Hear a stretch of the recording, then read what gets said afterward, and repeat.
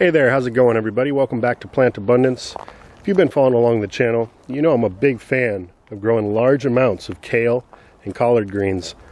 This is, in my opinion, one of the superfoods that is extremely easy to grow. Everyone should have a little patch of this in their yard if they have a yard available to grow things. Now I have some extremely abundant varieties back here as I've been propagating kale and collard plants for quite some time. And it's not just me who enjoys these plants. The chickens, my backyard chickens, also love to eat on the greens.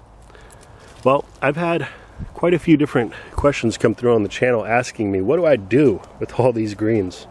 So in the past, I've talked about and shared with you guys how I like to throw these green leaf vegetables into my smoothies. I like to make salads out of them, massage kale salads as well. What I'm going to be making tonight are homemade kale chips using both kale and collard leaves. And yes, I'm aware there's quite a few different recipes out there showing you how to make the kale chips, but I'm going to be sharing with you a secret tip that I've come up with that allows me to make a whole lot more kale chips in just one batch. And that's one of the main problems that I've identified with a lot of these recipes, is that they just don't allow you to make enough chips in a single batch. I feel like if you're going to go through the work of dressing up your kale and collard leaves and heating up the oven and making a batch of chips, then you should have a batch of chips. So if this recipe sounds like something that would interest you, I want to invite you to come visit me over at Plant-Based Eats.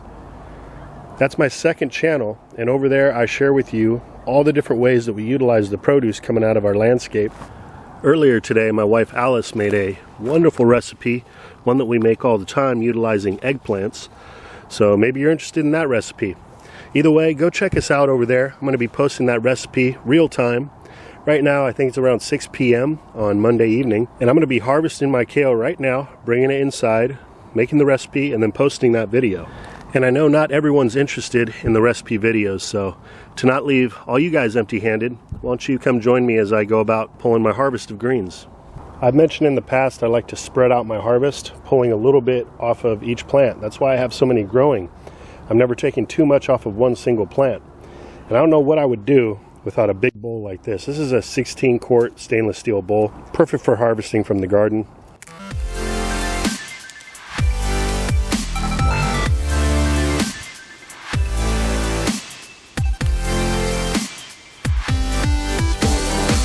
Another reason why spreading out your harvest like this is nice is because you keep your plants looking nice and full in the landscape, which is aesthetically pleasing.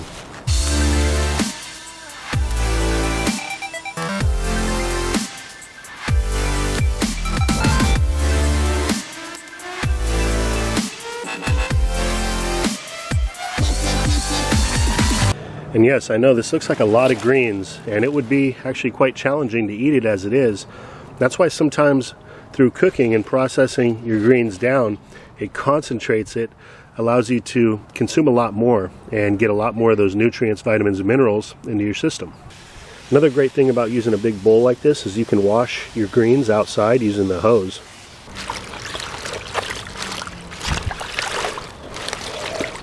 And just a quick rinse is all it needs. I grow everything here organically.